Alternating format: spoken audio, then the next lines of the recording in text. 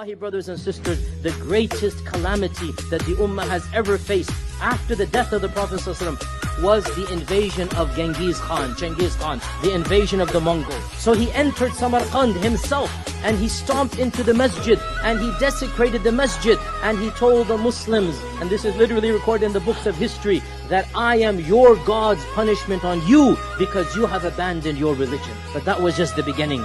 His children and his grandchildren after him, for the next 100 years, they ransacked and ravaged the Muslim land. From Afghanistan, onto Iran, onto Iraq. In 1256, they surrounded Baghdad, the capital of the Abbasid Empire. And after a long siege and a ruse and a tactic that they used, they then conquered Baghdad. And one of the greatest massacres in human history before World War I, World War II, when atomic bombs were invented, one of the greatest massacres of human history is the rape of Baghdad in 1256, when Genghis Khan's grandson, Hulagu Khan, this is his grandson destroyed the city of Baghdad, the greatest city of humanity at that time, got rid of over 1 million books, and it is said over 1 million human beings were massacred, one head after another chopped off, until finally, and the Abbasid Khalifas watching this, until finally the last man to die was the Abbasid Khalifa and his own families. But that wasn't the end of it.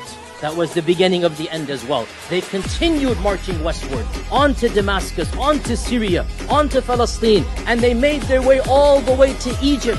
Pause here. Think, from Mongolia to Egypt. This is the Mongol invasion. And they have ravaged and ransacked the entire Muslim world. Muslim historians at the time literally thought this is Qiyamah. They thought this is Ya'juj and Ma'juj. They thought the sun is going to rise tomorrow from the west. That's it. They could not imagine a future.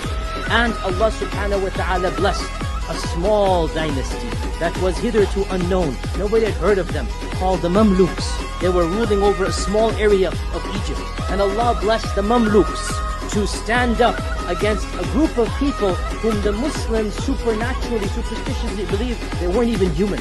Muslims began to believe that the Mongols were not human beings, they're Ya'juj and Ma'juj.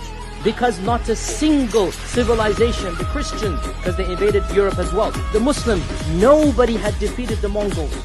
Yet, the Muslim general stood up, and that famous general, of course, Baybars was one of them, and Qutuz was another, and these were, of course, Mamluks. They were Muslims from a Turkish civilization, but of course they were proud Muslims. They stood up against one of the generals of Hulagu Khan, and they fought him in the plains of Ain Jalut.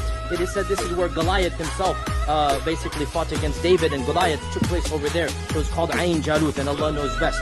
So they stood up in that small principality of Ain Jalut, and they, for the first time in the history of the Mongols, inflicted a decisive blow on the Mongol army. And once again this took place 25th of Ramadan in the year 658 Hijrah, and they never recovered after that. This invasion was such a shock to the Mongols that they stopped their conquest and they seceded back. And in fact, their rulers that they had put in Syria and in other places, amazingly, and this can only come from Allah subhanahu wa ta'ala, the very descendants of Genghis Khan eventually converted to Islam.